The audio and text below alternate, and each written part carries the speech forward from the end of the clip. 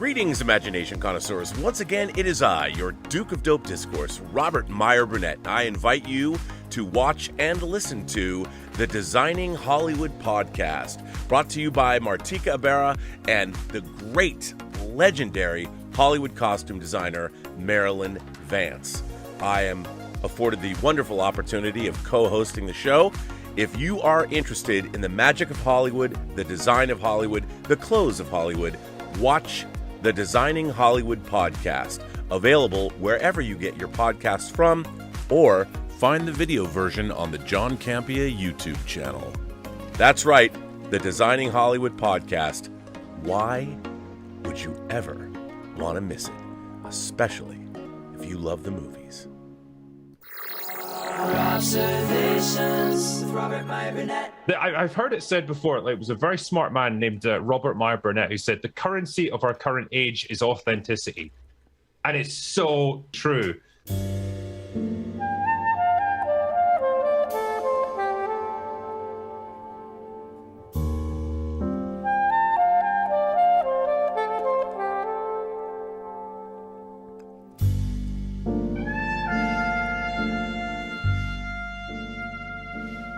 Imagination Connoisseurs Unlimited, in association with Max Allan Collins, presents True Noir, the Nathan Heller casebooks, based on Max's 19-novel series about Private Eye Nathan Heller, once a bent Chicago PD cop turned private eye to the stars. A PD cop? What does that mean? He was a cop, and he was bent. He was on the take, like all the other Chicago cops were at the time. But then he became private eye to the stars. He's a fictional detective, but in 19 novels, he gets embroiled in real-life cases that actually happened. It's an amazing journey, and we're going to take you on it in a fully immersive audio drama, coming soon to a crowdfunding campaign near you, and I'm going to give you an update about that in just a minute.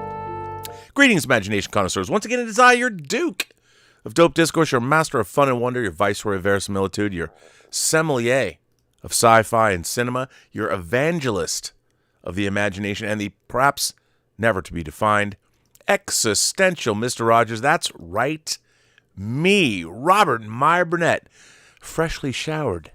I was doing a lot of work today, so I was soaking wet, and I had to take a shower. But I'm coming at you, you imagination connoisseurs, you members of this, the Post-Geek Singularity community. I'm Rob, casting at you from the Rob Observatory, and this is Robservations number 967. A couple of updates. So we are going, you know, actually, you want to see something cool? I can't. So I was moving stuff around here. This is my 1/72nd scale fine molds Millennium Falcon that I built. It needs a little dusting, though, I must say. Yeah, this was a very cool model to build. I know. Bandai came out with a more accurate one, different one later. That's also 1/72nd and bigger. But what can you say? You know, it's fine molds. I've been carrying it around with me for a long time. I like this model, but it's sitting right on my desk, just so you know. I've always got stuff here. But anyway, so the audio experience, the immersive audio drama, True Noir Season 1, The Assassination of Anton Cermak, is in production, as you know. We've been casting it for various reasons. We were going to record on May 27th, and we're now recording on June 10th. And I can't tell you yet who the people are joining the cast. We've got some really, really cool people that have joined the cast, which some of them I can't believe. But so we are recording on June 10th. Now, we are going to launch the crowdfunding campaign like this week. We have decided to change course. We are going to record all the actors and produce the show first and launch the crowdfunding campaign afterwards. That way, the show is already complete, and we'll still be working on post. But from the time that we launch the crowdfunding campaign to the time you can get the first episodes, it'll be about 2 months, which is really great for us. And we'll be preparing all the perks, all the different things, whether you want soundtrack albums, whether you want soundtrack CDs, digital downloads.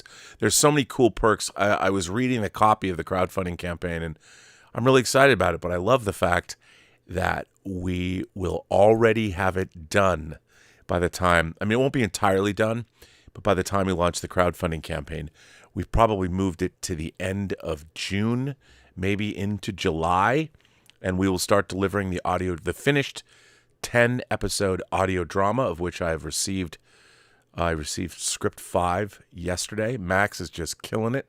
Scripts are incredible, if I might. Is that a word? I don't know. I don't think that's proper Spanish or French or anything. It's faux French. Whatever. But so I'm very excited. I think you guys should be too. By the way, I want to give a shout out to Mr. Chris Gore. Everyone heard that Chris Gore suffered a stroke when he was at CinemaCon back in April. He's been intently rehabbing, and he made his triumphant return to YouTube. So here's a shout out to Chris Gore. The willpower to see him come back and put on a show again was very heartening.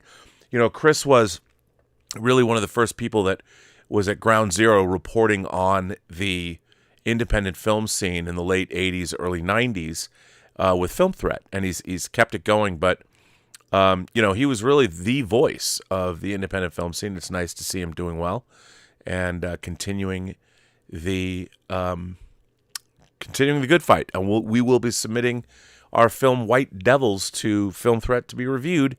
White Devils, if you want an update on that, the sound mix has been completed. So we are going to be submitting White Devils to a couple of festivals that we really want to go to. One is in Portugal, one is in Spain, Sitges. And for members of this channel, I might be having a special watch party of White Devils. That should be interesting to see what you guys think. So that'll be coming up. There is no member call tomorrow because Elizabeth, my lady, is graduating tomorrow. That's right. She's graduating with no protesters at her college. She is getting her MFA in Fine Arts just in time for the AI revolution. But nonetheless, she's getting, I pushed her into going back to school. She always said she wanted to go back to school. And I said, hey, baby, you should do it. And she did. I'm very proud of her. And she graduates tomorrow. So there will be no member call. We're pushing it to next week. But I will be doing a show tomorrow. And of course, Dieter, Bastian, and I are back with Let's Get Physical Media at its usual time. We flipped them last week so we could cover the launch of Hope and Glory, the Mad Max fan film, which almost has 50,000 views. So that's exciting. Now, let's get into the topic at hand. So I'll admit, I was watching Star Trek Discovery. Now, this is not a theory that is some shocking revelation that I suddenly came up with. I have spoken to many friends over the years about this very topic. But I want to take you all the way back to 1997. Do you know what two significant things happened in 1997 as far as imagination connoisseurs are concerned? Two things. One, Joss Whedon's Buffy the Vampire Slayer debuted. And two, Harry Potter and the Philosopher's Stone was published in England. And I'm going to get to some articles that were written about Buffy for its 20th anniversary in 2017. But as I was watching the gobbledygook that is Star Trek Discovery, that it's literally, for me, it's painful to watch. But I was watching it, and it struck me because nobody on that show talks like anybody would talk in 1,000 years in the future, in the 32nd century, or whatever the hell. People are always correcting me. Well, Rob, it's actually this many years. Don't care. It's far in the future. But everyone seems to be exactly the same as they are today. There's no. I think one of the great failures of Star Trek Discovery for me is I don't believe any of it, and I don't believe any of it because of the writing. And I'm not just bagging on it because I hate it. The reason I hate it is I don't believe it. And the reason I don't believe it is that the people that are writing that show aren't writing an action-adventure, allegorical science fiction series about basically a military organization, an exploratory. They don't know anything at all about what a Federation starship, how it would run, what they're actually supposed to be doing, because, and this is where it comes in. I am convinced that everybody writing for TV, especially, this is not, I don't mean to come off as sexist, but Michelle Paradise, the female showrunner of Buffy, is a female showrunner. And I'm convinced that, I'm sure, because she's worked on other shows like Magicians, there's a lot of shows about some kind of school, some kind of group, an ensemble cast of characters that are involved in some kind of learning about something. And there's always been young adult fiction. I mean, I can still remember when I was a kid, my favorite books were Frog and Toad Are Friends and The Seven Chinese Brothers. I can go back that far. People are like, what? But anyway, The Seven Chinese Brothers is probably canceled now. I don't know. Can you still get it? Are Frog and Toad Are Friends still out there? I loved Frog and Toad. They were Caldecott medal winning books. I mean, my love of books came from a long time ago. But so YA fiction, but for me, when I was 11 years old, I was reading Stephen King. I was reading full on.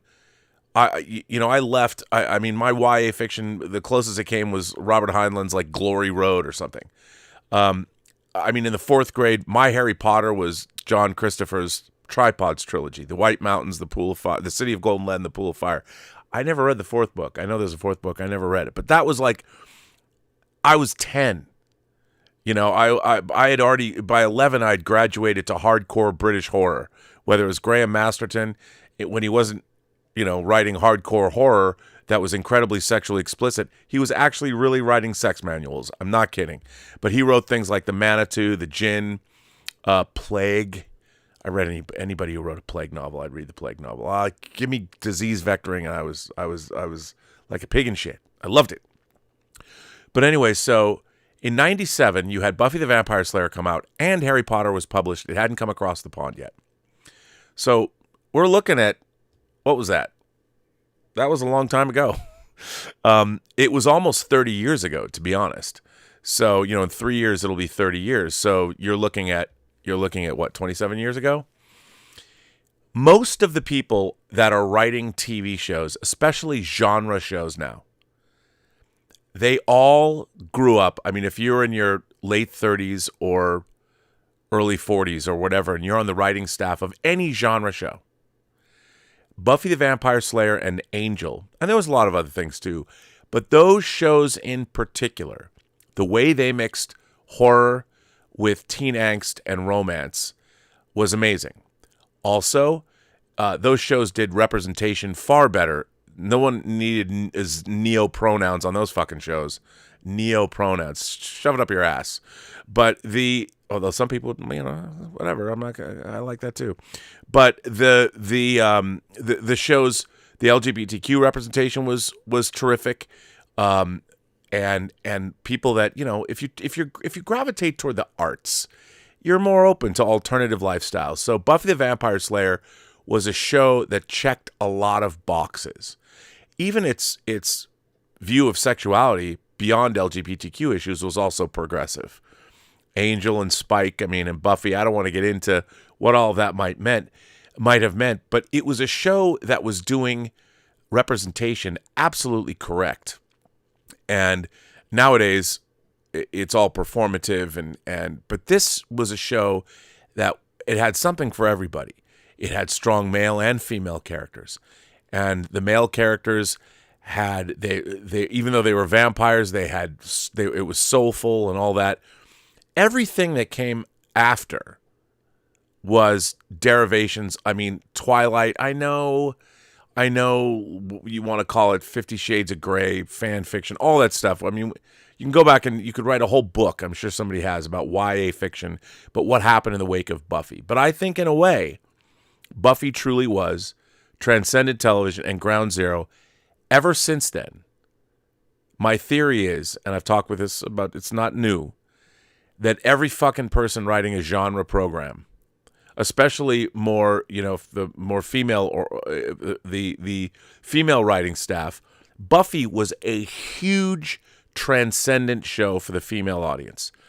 The strong women that also had really rich emotional lives, really rich sex lives. It was a terrific show, I think, for girls. I liked it too. And I think it serviced everybody. Anybody who was an imagination connoisseur, male, female, straight, gay, whatever, there was something to like about Buffy because it never pandered to its audience. It was a very, very smart show, and it did everything right. Now, some of the storylines, the season-long storylines, some were better than others. And, of course, why does everybody have to do a musical episode? I mean, yeah, you could talk about your cop rocks or whatever. But Once More with Feeling, that was a banger.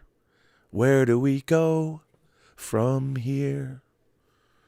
The battle's done and we kind of won, and we'll shed our victory tear.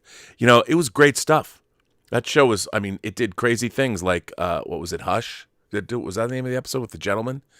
I mean, there was so many great episodes of Buffy, and at the same time, it kind of, if you were an X-Files fan, which started in 93, by the time 97 rolled around, X-Files was rolling, the audiences was primed. I mean, if you were an X-Files fan, you were probably watching Buffy too, and it was amazing TV. The problem is, all of the people that grew up watching that show are still trying to recreate it.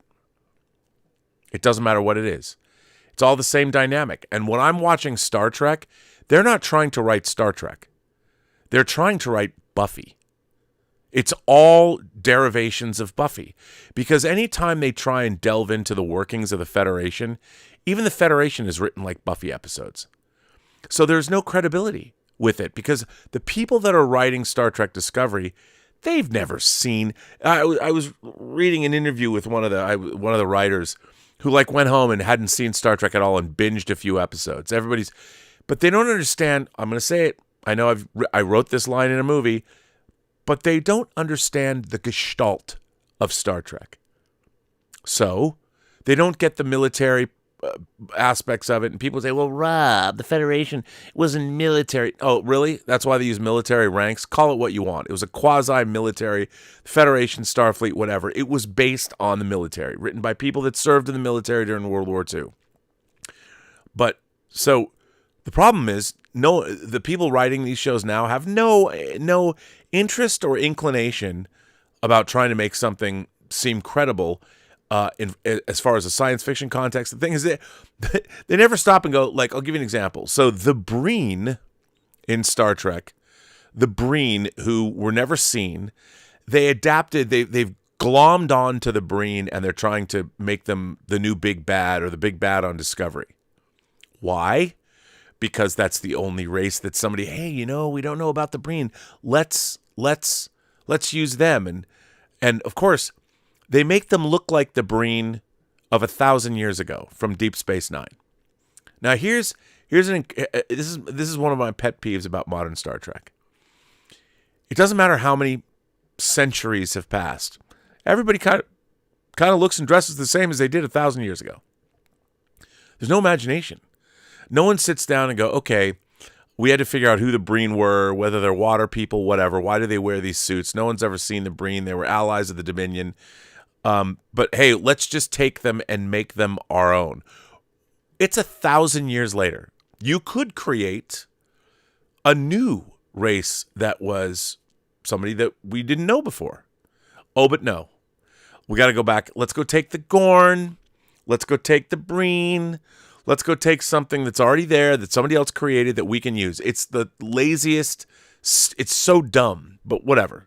I get it. The people that are writing the shows, they don't know how to write science fiction because they haven't read science fiction, and they also don't know how to write military. It's not like they grew up reading Tom Clancy novels, and they have no interest. All they have an interest in is interpersonal relationships, and that is what is killing all of genre programming and movies. Joss Whedon, who created Buffy the Vampire Slayer, what else did he do? He famously directed Avengers and Avengers Age of Ultron, where he was able to thread that needle. And I don't want to get into his personal life or whatever, but Avengers and Avengers Age of Ultron are great. I've often said, I love Avengers Age of Ultron. Gets better every time I see it for me. The dinner party at Avengers Tower and that.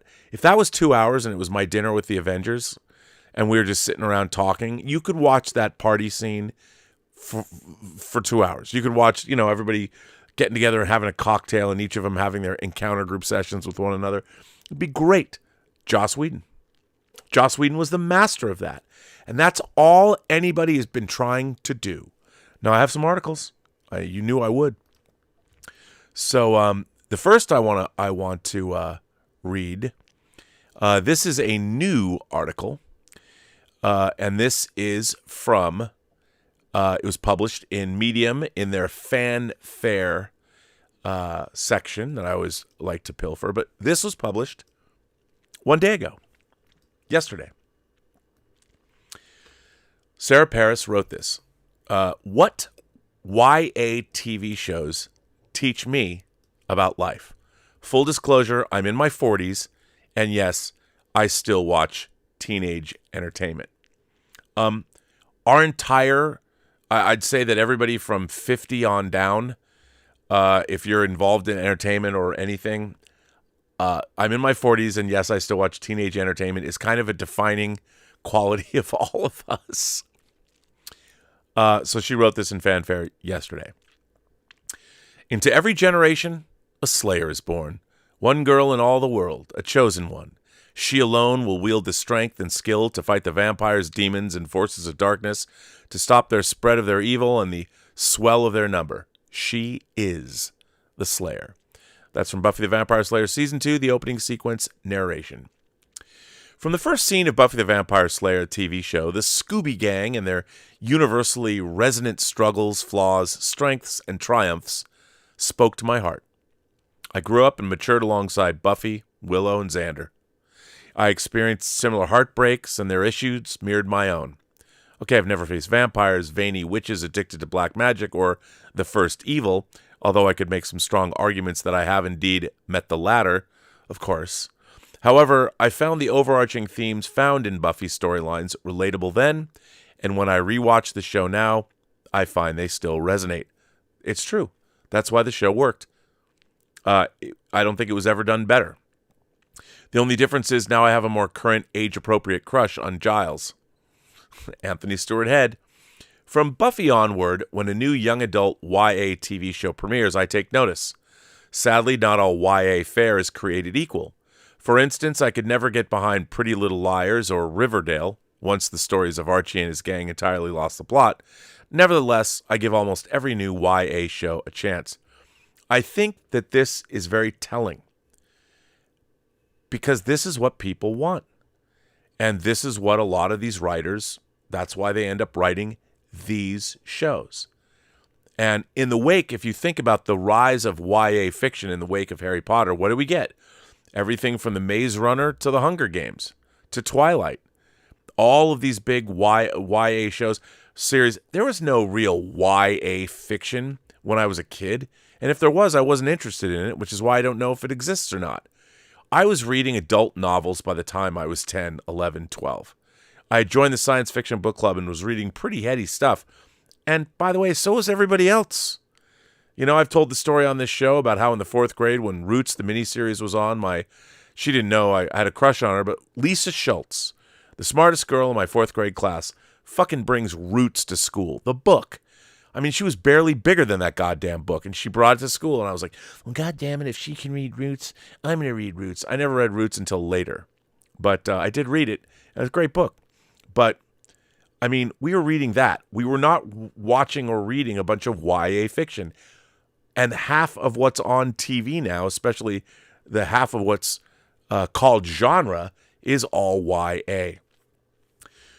From Buffy onward, when a new young adult YA show premieres, I take notice. Sadly, not all YA fare is created equal. For instance, I could never get behind Pretty Little Liars or Riverdale.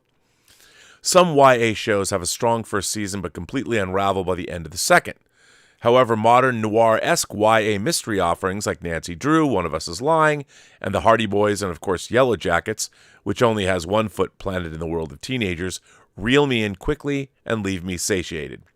The Summer I Turned Pretty lets me time travel and remember the tastes, sounds, and intense emotions of my first true love. The angst, the passion, the drama of it all. And I would say what's really interesting about this is what the author is saying is why these shows continue to have appeal. Because it's about the people making them. The people that are in their 40s, especially female showrunners that were so influenced by Buffy, are making these shows about their own past teen experiences or college experiences or whatever. The problem is, and the reason why Star Trek Discovery is so fucking terrible, is they don't know about anything else. They can't write credible military fiction to save their lives. They can't world build because they've never read fiction where they're extrapolating upon, okay, well, wait a minute. In 1,000 years from now, what would humanity look like? Well, how would you figure that out? Well, you go back 1,000 years and you chart how humanity has changed. You've made a Star Trek show where nobody's really changed. You know, they'll give us something like there'll be some catastrophe, but nothing in Star Trek Discovery is about how human beings have changed, being a spacefaring race for 1,000 years, marrying aliens, doing all kinds of things. I mean, how has that changed mankind? Mankind is very different now than it was 1,000 years ago. I mean, or as Khan Noonien Singh said, maybe not that much different. How little man has changed. There's been technological advancement, of course, to be sure. But, you know, but that's the problem. You know, Star Trek Discovery is not a Star Trek show. It's a fucking sci-fi Buffy the Vampire Slayer. But not good. Not even a good Buffy the Vampire Slayer. Because the characters, the people that are writing this show, don't know the first thing about what made Buffy great in the first place. And that's problematic. In my 30s are in my rearview mirror. Memories of my teen years feel like whispers from a dusty old graveyard. Yet at any moment, a new CW series geared toward teenagers could easily slide into my top 10 shows list. For some reason, I've never outgrown TV offerings with a target audience set firmly in the years I've sailed past. That's actually kind of depressing. YA TV shows remind me of the lessons I've learned along the way and still manage to teach me about life. Doesn't life get easy? What do you want me to say? Lie to me. Yes, it's terribly simple. The good guys are always stalwart and true. The bad guys are easily distinguished by their pointy horns or black hats, and we always defeat them and save the day. No one ever dies, and everybody lives happily ever after. Buffy and Giles, Buffy the Vampire Slayer, Season 2, lie to me. Regardless of the specific niche of a well-done YA show, supernatural drama, mystery, romance, etc., the protagonists always deal with universal, authentic challenges. For example, tragic death and unprocessed grief almost always show up by the end of a teenage show's third season. I feel emotionally invested. If that's the case, if they're so easily, and by the way, they're so formulaic, that wouldn't you be bored? I feel emotionally invested in these storylines, and Cathartic Release offers a bonus to remaining invested in the entirety of the series. For example, The Body, the heartbreaking Season 5 episode of Buffy, offers an unflinching and realistic look at the roller coaster of unexpected grief. Again, The Body is one of the great episodes of genre television because Buffy did it first and it did it best. And because Joss Whedon had a handle and his writing staff, Marnie Noxon, and all those people had a real handle on what they were doing, because the genre of it came secondary. They were, you know, and let's face it, there were other shows at the time, things like My So-Called Life. You know, I really liked Parker Lewis Can't Lose. There was other great YA shows or teenage shows that I thought were pretty great, but they were all unique unto themselves. But Buffy, that heady mix of horror and teen angst, I think that's the wire of YA shows.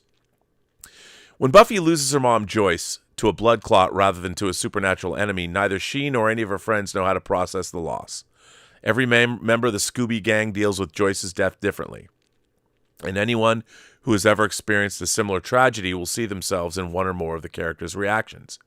Many adult TV shows dig into infidelity, corruption, and other adult issues to resonate with their audiences. Yet I often become a spectator as I watch these plots develop, rather than an immersed visitor to their fictional worlds.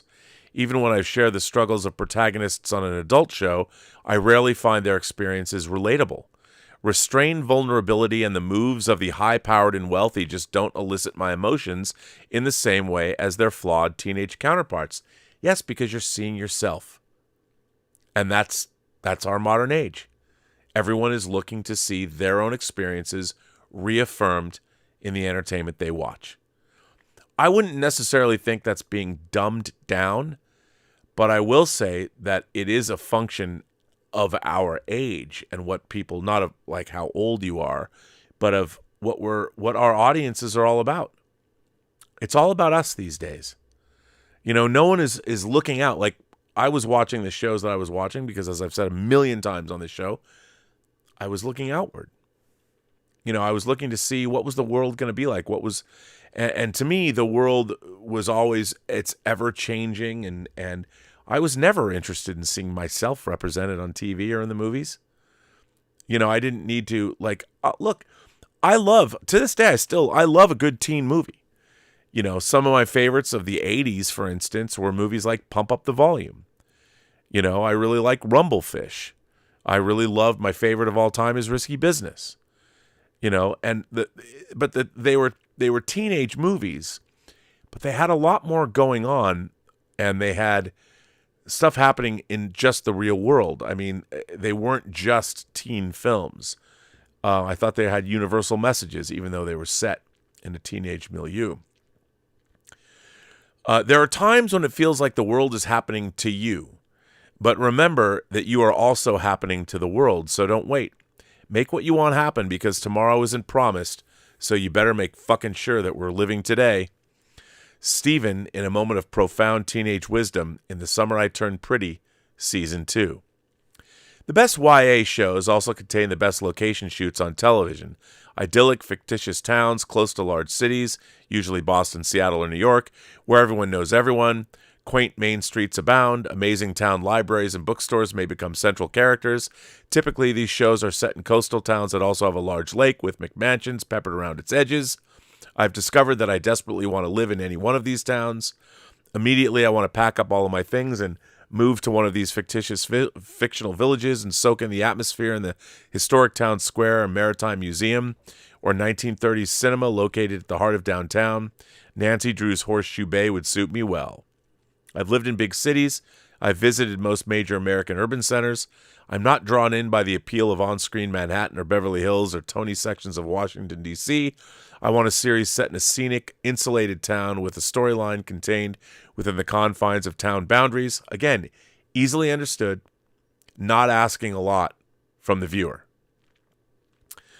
I want to know I can swim in the ocean daily. I fantasize about living in the teenage protagonist's house with its vaulted ceilings, hardwood floors, wraparound porches, and sprawling backyard that includes a dock and a small boathouse. Yeah, don't we all? My older sister lives in a beautiful bayside community with many of these amenities and has less than a 30-minute drive to the Atlantic Ocean, but my fantasy home doesn't seem to fit into this reality. The settings used in a multitude of YA shows are filmed in a hodgepodge mix of coastal North Carolina, Georgia, and Vancouver, British Columbia. These dream towns don't truly exist, but I love that the teenage television allows me to suspend disbelief and feel confident in their actuality. Hope prevails and moral ambiguity has consequences. Tragedy blows through your life like a tornado, uprooting everything, creating chaos. You wait for the dust to settle and then you choose. You can live in the wreckage and pretend it's still the mansion you remember, or you can crawl from the rubble and slowly rebuild. Veronica Mars, Kristen Bell, more espoused teenage wisdom that I can get behind. Veronica Mars. By the way, Veronica Mars, favorite of mine. And I would say that Veronica Mars, while, yeah, it was a YA show originally set in high school, it had a lot more going on than just a regular high school show. In a world where 33-year-olds portray 16-year-olds, anything can happen. Is a teenage TV series sans even a singular supernatural storyline even possible? Does a lead protagonist ever face total, permanent rejection from their love interest? Do negative consequences ever last without a glimmer of hope or a shot at redemption? I don't ever have to think about the answers to these rhetorical questions. What a relief. Teenage TV may plunge into deep, dark, emotionally mature themes, but in the end, morally murky characters always get their comeuppance. Even the most unique teenage shows use variations of the same tropes, and I love every minute of squashed villains and overused themes. I feel safe and secure as I know that ultimately all will be well and the flames of hope will continue to burn for my favorite characters. YA TV shows are still my jam because they remind me of the most beautiful and less than ideal moments of my teenage years. I remember that despite decades of changes and growth, 16-year-old Sarah still exists inside of me. These shows teach me about life by reminding me of how far I've come. An excellent young adult series often feels more relatable and resonant to me than an adult drama set in a hospital. Thus, I anxiously await the next A Teenage Girl Detective's Best Friend Murder uncovers a century of secrets buried in the town of Shoreline Cove Logline. No matter how old I am when this show is released, I'll definitely carve out the time to watch it. Well, that was both, I thought, very illuminating and also sort of depressing. Because I think those shows that do succeed, we're all the same. You know, we are all of us living in the shadow of Dr. Manhattan. These kinds of things, I get it. I understand. But what happens is all of these shows are permeating every show. That's why shows that interest me are from Korea. They're from the UK. American shows are infantilized, you know, and Star Trek Discovery, Star Trek Strange New Worlds, Star Trek Lower Decks, they're all fucking infantilized. And it doesn't speak to me as an adult. And that's okay, but it's incredibly disappointing. I want to see a Star Trek show that challenges my intellect. You know, I'm not saying Three Body Problem is perfect, but that would have been a great... I'd rather watch a Star Trek show. What if the Three Body Problem was set in the Star Trek universe? That could be interesting. But everything... And again, we're going to get Michelle Yeoh in a Section 31 show, which is just going to be a riff on whether it's Mission Impossible or whatever. It's not going to be shatteringly original. I can guarantee you that. There's going to be nothing in Section 31 that's going to be surprising, that we haven't seen a million times before and done better in other places. But I do think that Buffy the Vampire Slayer and Angel, all we've been seeing for the last 25 fucking years are these writers that were inspired by that, and they've been writing it over and over and over and over again. And like the author of this article, most people just want to escape into their youth. Look, it seems, give me what's on HBO. Give me The Wire. The Wire really is that good. But, you know, I don't think many people dug it because it is not as easily accessible as, say, a YA show is. I don't know. I got more articles to read, but I'll see if you guys have anything to say. By the way, the articles I'm reading are down right by the tip. If you want to send me a tip, the tip link. And I have all 3 articles I picked down there. Mario Lopez has been a member of the channel for 37 months. Thank you, Mario. Mashby has been a member for 15 months. Well, thank you, Mashby. I appreciate that. Major Chai Chai gifted 5 Burnettwork memberships. That was very nice of you, Major Chai Chai. Michael Nemo says, "Hey, sir, I found out today about the tardigrade video game that came out before Star Trek Discovery, and the creator tried suing CBS but lost. Had you heard of this?" Oh, yes, I had heard of this. Now, first of all, I would say this. The tardigrade character was a part of Brian Fuller's original conception of Discovery, and he was worked in engineering alongside Stamets, and his name was Ephraim. And of course, that was one of the reasons that Brian Fuller did not continue on as the showrunner, because things like that character would have been expensive to bring to the screen. But he was very interesting. He was like not so much Chewbacca, but it reminded me of John Hurt and Yaphet Kotto in Alien, Brett and Parker. Right.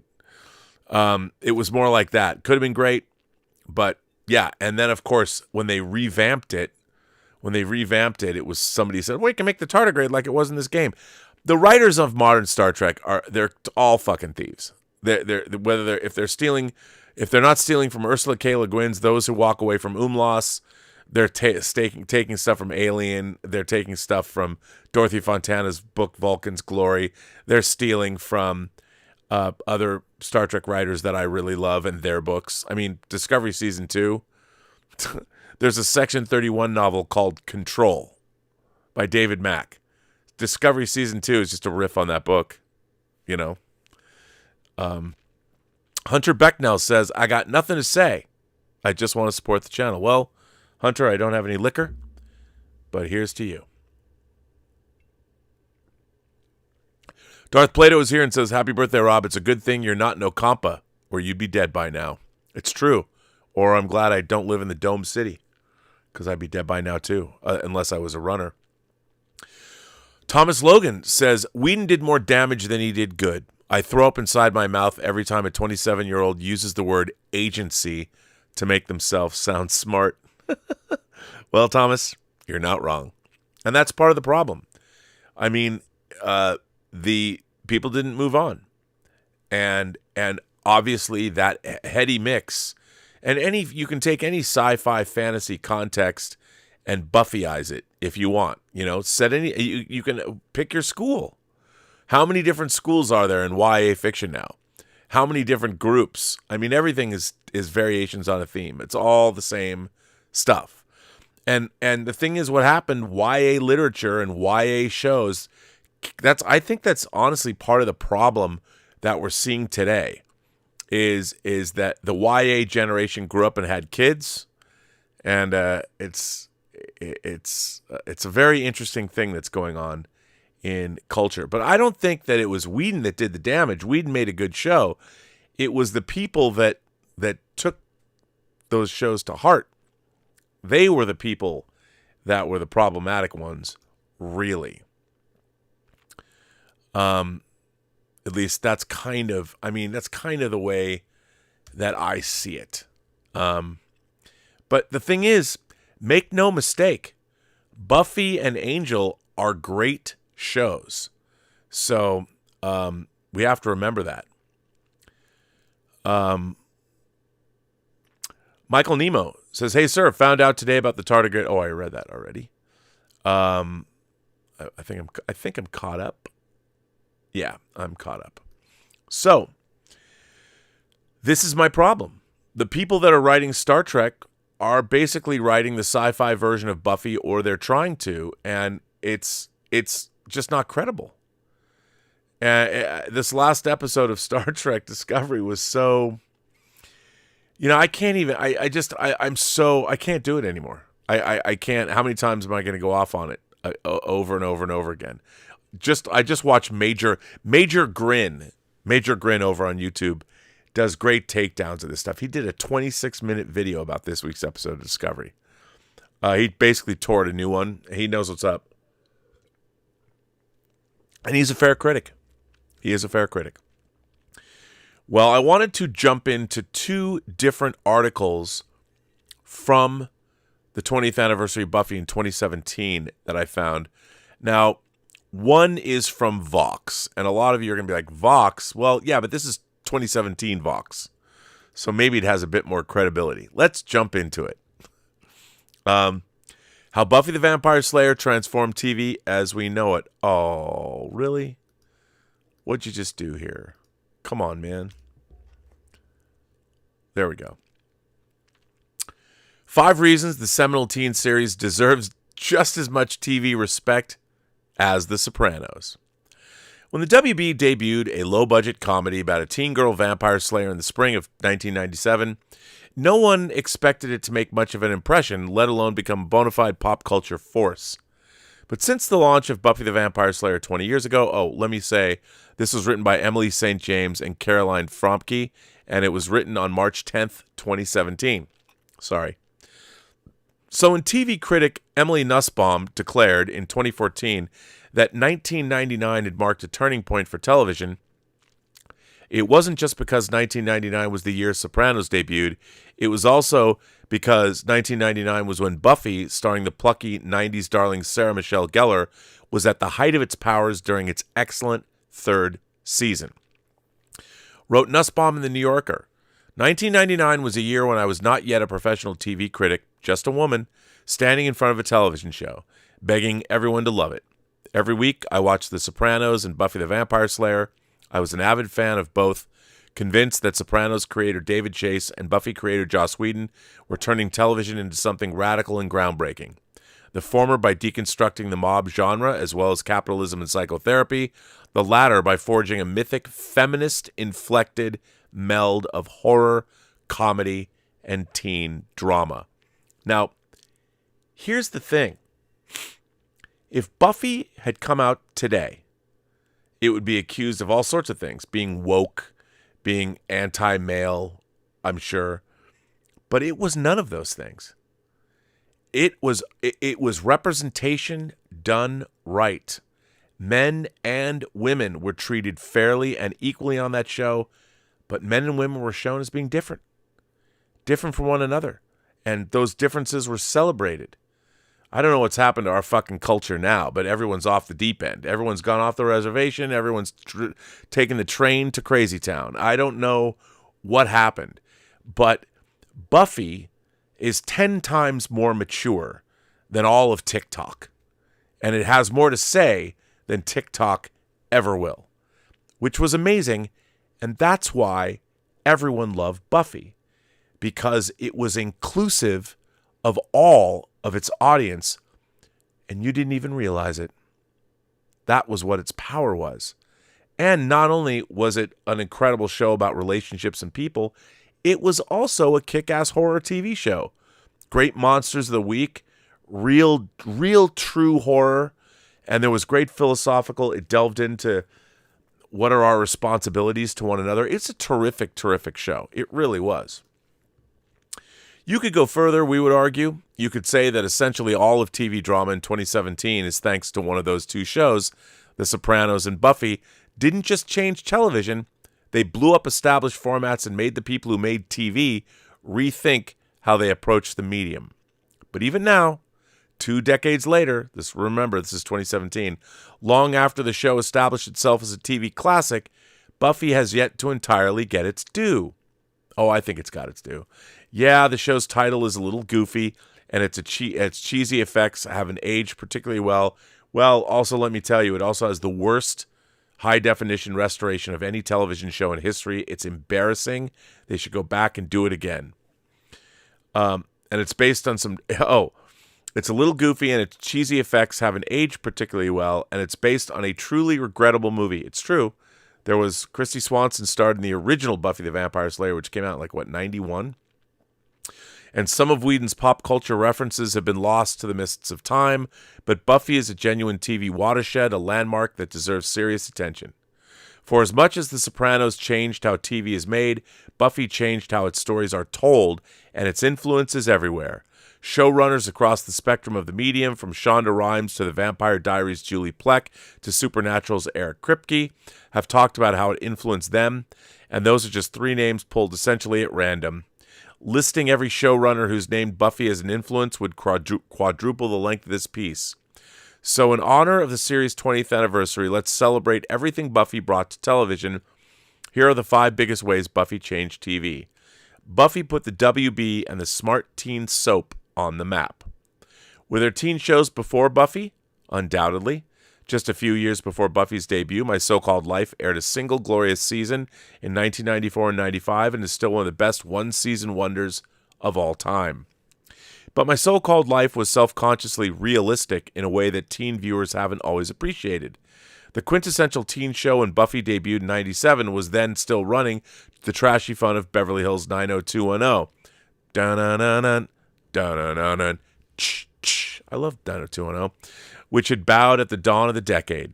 In 1990, on 90210, as on so many other teen soaps, characters traded romantic partners, emotions frequently shot through the roof, and occasional episodes dealt with serious social issues. It was fun but disposable in a way of talking about things teens go through without talking about them too seriously. Buffy found a way to have its teen soap and eat it too, and it gave rise to an entire network's voice in the process.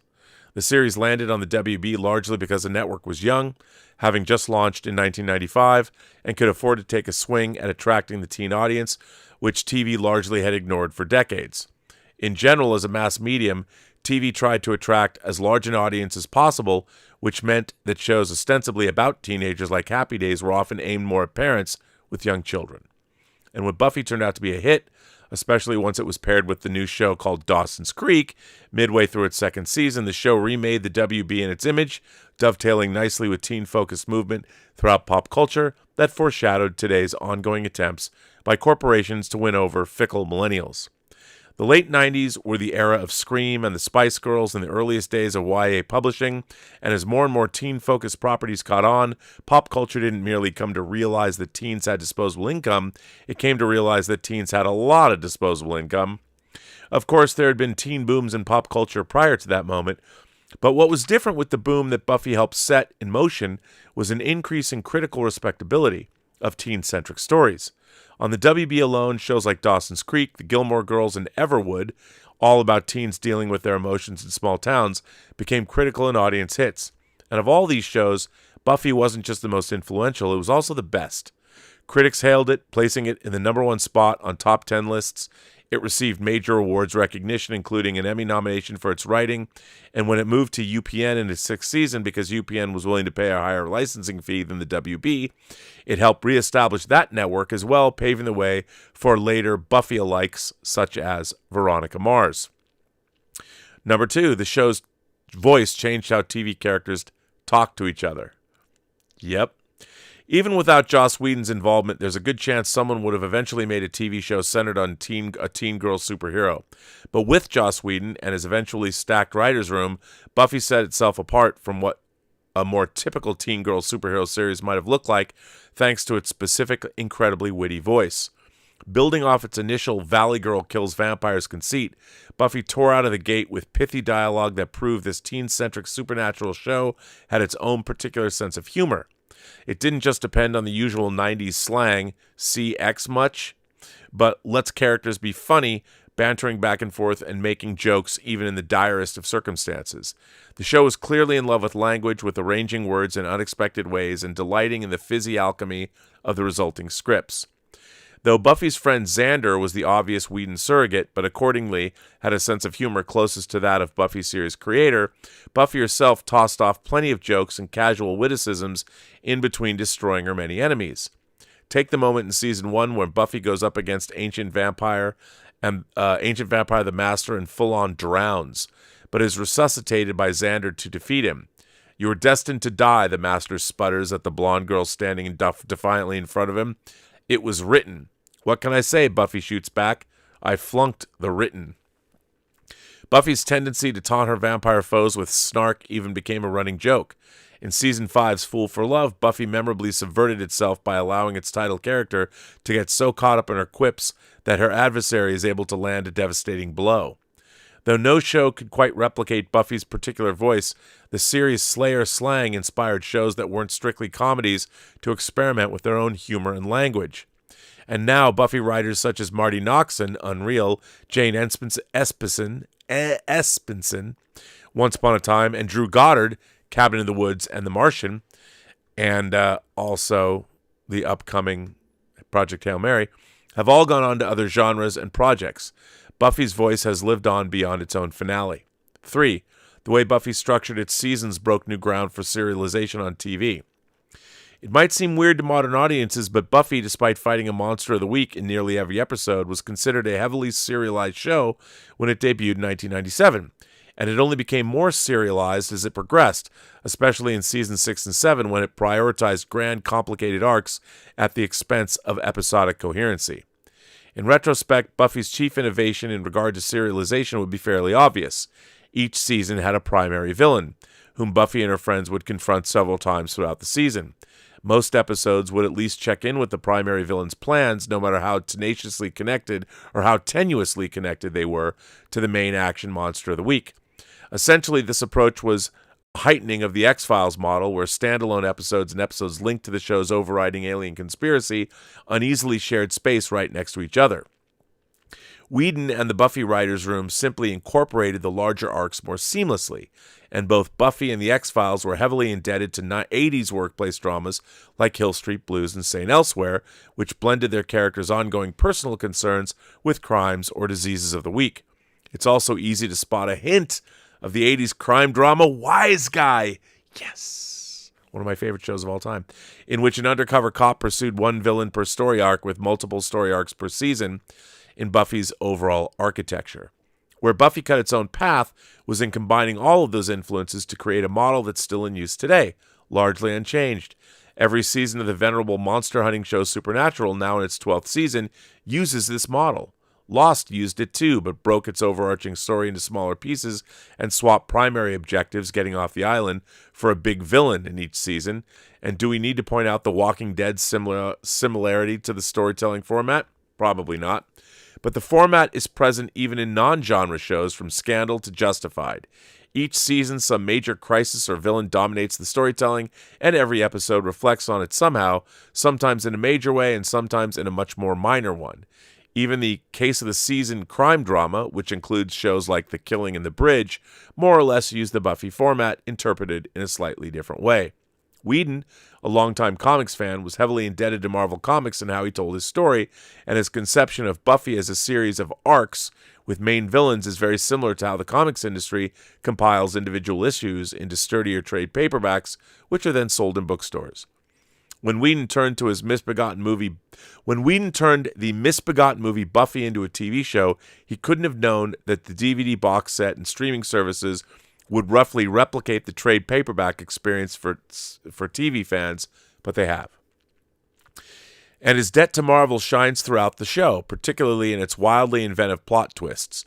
Characters on Buffy are never one thing. They all flirt with evil. Sometimes they actually become evil. They float in and out of relationships, have their hearts broken, and emerge stronger in the end. Buffy died twice, came back from the dead twice, and mysteriously gained a sister she hadn't had for the first 4 seasons in the 5th. That sister turned out to be the center of a massive magical conspiracy, of course. Buffy didn't just synthesize a bunch of trends into a new way of telling stories. It created the expectation that those stories would be told with bold, splashy colors. Monsters, number 4. Monsters became metaphors and part of the show's structure. From the beginning, Whedon envisioned a structure for Buffy that at the time breached a whole new frontier for TV, but has since become something of an assumed routine. Every week, Buffy and her friends ran up against monsters that would in some way tie into the struggles they were facing in their own lives. People who felt invisible might literally become invisible. Seductive praying mantises might make a teenage guy feel less lonely. When Buffy lost her virginity to Angel in Season 2, his immediate transformation into an evil version of himself made the omnipresent reality of men who turn on a dime once they sleep with someone searingly literal. And when the world felt like it was ending, well, for Buffy, that usually meant it was. For Whedon, this came from wanting to make a high school show in which the horrors of being a teen came terrifyingly to life, but could be defeated in the end of the episode. And in the years since Buffy left the air, its Monster of the Week structure has endured, even if plenty of shows use it without making literal monsters out of their characters' emotional arcs. Grey's Anatomy, for instance, has spent 13 seasons, and it still is, using the medical horrors of the week as metaphors for its characters' pressing problems. TV superheroes on the CW's Flash and Netflix's Jessica Jones confront weekly villains whose powers are direct manifestations of their greatest insecurities and fears.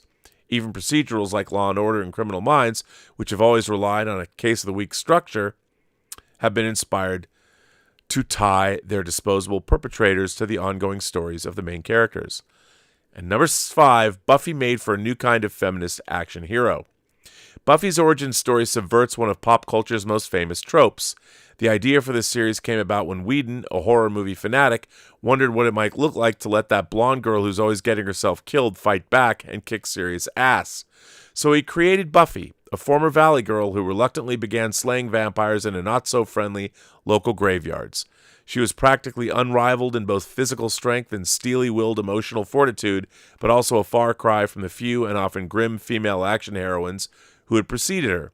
See Aliens Ripley. As played by Sarah Michelle Gellar, Buffy was a chipper,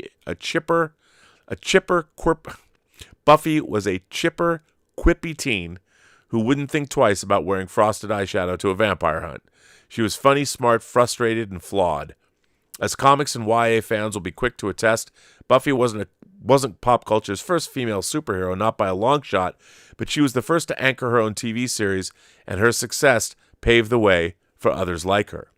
But as a teen girl hero, Buffy inevitably ended up dealing with issues that lay outside the purview of male action heroes. Issues like high school cliques, politics, and slut-shaming, and the way Buffy addressed them became one of the show's hallmarks. Buffy was, crucially, no one's sidekick. In the words of her fellow prophetic blonde Britney Spears, Buffy was the ringleader. She called the shots. She saved the world and changed television. A lot. Hey, for Vox, that's a pretty good article. And I agree with it. I mean, a show like Buffy, it's such a weird world that we live in now when we have people are just swapping, well, we need a female character.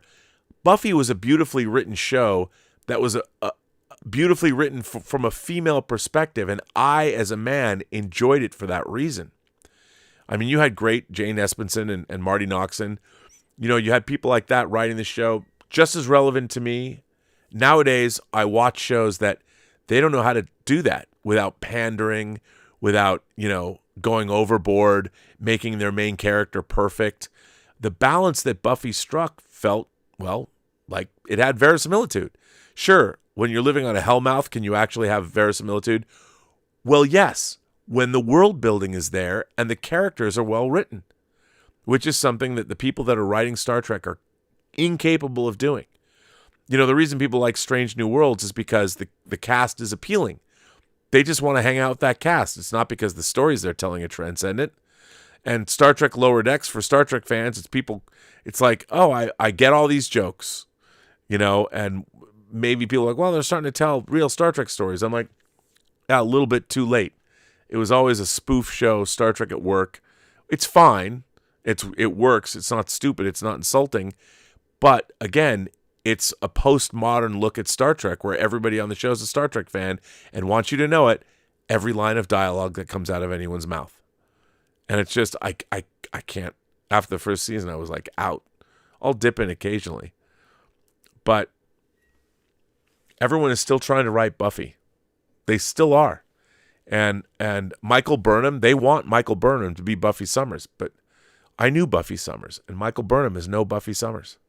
But, it's interesting that Joss Whedon went on, and did Avengers. They don't mention that in this article, but Avengers and Avengers Age of Ultron brought that ensemble.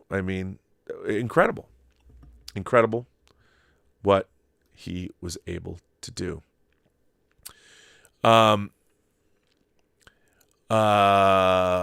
Scott Bartholomew says Starfleet Academy is going to be YA garbage. It's going to be more of this. It's not going to have much science fiction in it, and that's why they want to do it. The reason that they want to make a Starfleet Academy show rather than, say, Star Trek Legacy.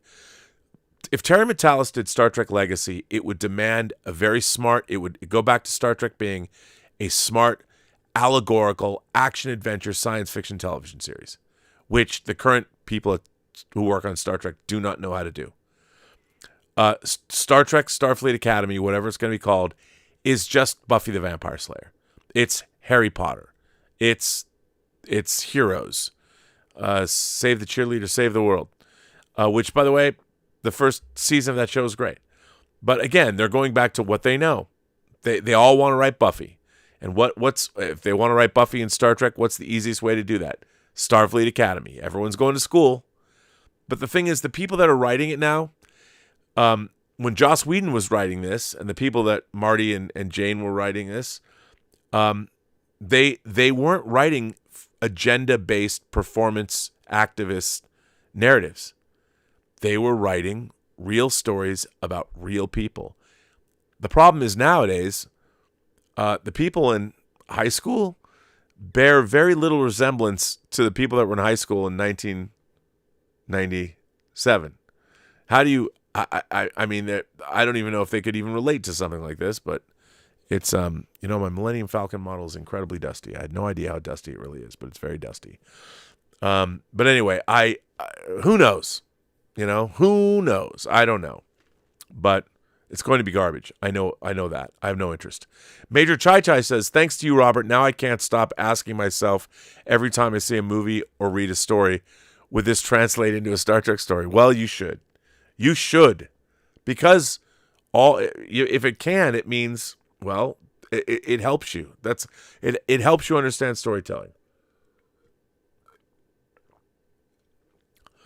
Thomas Logan says, for Jackson to fix the damage done by Rings of Power, he'll need to go big. He should adapt the first stage into 6 films. Morgoth, Satan Unleashed, onto the world. Fire. Tom Jr. Jack, well, I don't know if they can get that. I don't know. It sounds to me, the hunt for Gollum, didn't Aragorn find it pretty quickly? Like, what's that going to be? I don't know. I trust Peter, but Tom Jr. Jackson says, fun game. Ask AI to cast modern-day versions of TV shows. Interesting castings, and again, fun. Happy birthday, Rob, and congrats to Ace. Well, I will tell her you said so. Very exciting. But that's very nice of you to say. And let's see, where are we at? There we go. So, yeah, it's frustrating. It's frustrating that I think now more than ever, and by the way, there's a lot of great stuff on TV. I watched Dark Matter, the new Apple show based on the book. It's pretty dour, but it's interesting. I don't know if it's going to cover any new ground. It hasn't been getting the great reviews. The book sounded interesting. Joel Edgerton doesn't seem to be having much fun, but I think it's kind of interesting. I'll continue to watch it. Maybe. Well, listen, everybody. I was going to read a third article, the Atlantic article. I don't think I'm going to read the Atlantic article, mostly because I'm tired, but we have to leave here at 7 a.m. And there will be a Midnight Metal tomorrow. I'll probably do a Robservations and a Midnight Metal tomorrow. And director Michael Davis, who directed Shoot 'Em Up, the movie Shoot 'Em Up, Clive Owen movie Shoot 'Em Up, he's coming on to talk about his new project, Blast 'Em Up. He's making a one-man animated feature, and it's not the first time he's done it. We're going to talk about the state of Hollywood, so I hope you all join me. I wish I could announce the people that we've signed on for True Noir, but I would say this. The cast of True Noir is all movie and TV caliber actors, and some cult heroes and some very well-known actors. It's really shaping up, and the scripts are incredible. I can't wait to share this with you. I'm very, very, very excited about it. I think it's going to be first-rate, for a first-rate audio drama. And you'll be hearing more about White Devils in the coming days. Hopefully I'll have the finished poster from Xevious on Monday. I will be back again throughout the weekend, so come visit Dieter and I. And what do you guys think? The fact that Buffy still, is like what we do echoes through eternity. Maybe that was Buffy's lot, to echo through eternity. What do you guys think? Am I off base? Is everyone still trying to write Buffy or not? Tell me what you think. Tell me how you do that trick. The one that makes me scream. And The Crow's coming into theaters again. I think at the end of this month, you guys should go see The Crow. Go see Kingdom of the Planet of the Apes and all of that. I want to thank everybody who supports this channel generously through super chats and tips. Thank you very much. I want to thank Tom Jr. Jackson for being a great moderator, and everybody else that's here. And thanks for supporting the channel. And we'll get back to the member call next week. So, yeah.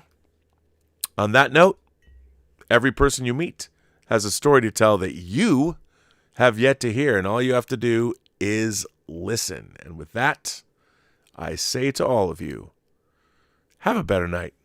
And I do mean that, sincerely. I do. You can trust me. You can trust me.